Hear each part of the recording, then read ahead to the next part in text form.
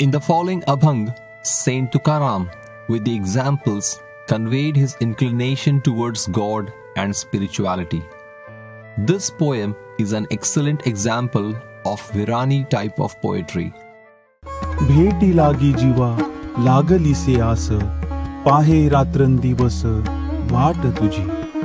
जगद्गुरु संत तुकाराम महाराज म्हणतात, विठ्ठला, मला तुझ्या भेटीची ओढ लागली आहे. मी रात्रंदिवस तुझीच वाट पाहतो आहे.